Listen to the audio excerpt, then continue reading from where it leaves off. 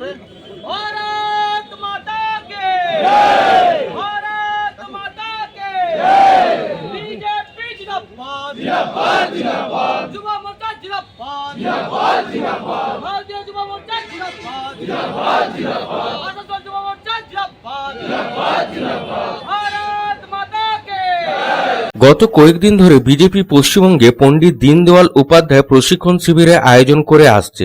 শুক্রবার আসানসোল রবীন্দ্র ভবনে বিজেপি জেলা যুব মোর্চার উদ্যোগে এই শিবিরের আয়োজন করা হয়।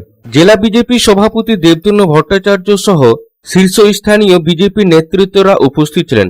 বিজেপি জেলা সভাপতি দেবতন্ন ভট্টাচার্য জানান, কিছুদিন আগে সারা ভারত জুড়ে পণ্ডিত দীনদয়াল উপাধ্যায় মহা প্রশিক্ষণ শিবিরের আয়োজন করা হচ্ছে, কিন্তু পশ্চিমবঙ্গে নির্বাচনের কারণে তা সম্পন্ন হয়নি। গত এক মাস ধরে পশ্চিমবঙ্গে এই প্রশিক্ষণ শিবির অনুষ্ঠিত হচ্ছে এবং আজ অর্থাৎ শুক্রবার রবীন্দ্র ভবনে এই বিশাল প্রশিক্ষণ শিবিরটি অনুষ্ঠিত হচ্ছে। তিনি আরও জানান যে জেলার সমস্ত মণ্ডল ও মোর্চাগুলি প্রশিক্ষণ আগামী 28 তারিখের মধ্যে সম্পন্ন করতে হবে। তিনি বলেন যে প্রশিক্ষণের মাধ্যমে তরুণ বিজেপি কর্মীদের বিজেপির ইতিহাস ও বিকাশ সম্পর্কে জানানো হবে এবং দলের ইতিহাস ও উদ্দেশ্য সম্পর্কে তাদের সচেতন করা হবে।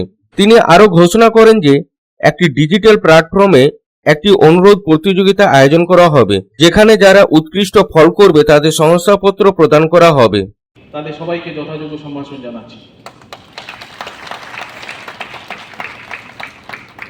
এটা প্রশিক্ষণ বর্গ, সেই জন্য প্রথমেই বলা দরকার যে ভারতীয় জনতা পার্টি কালেকটিভ লিডারশিপে বিশ্বাস করে। ভারতীয় জনতা পার্টি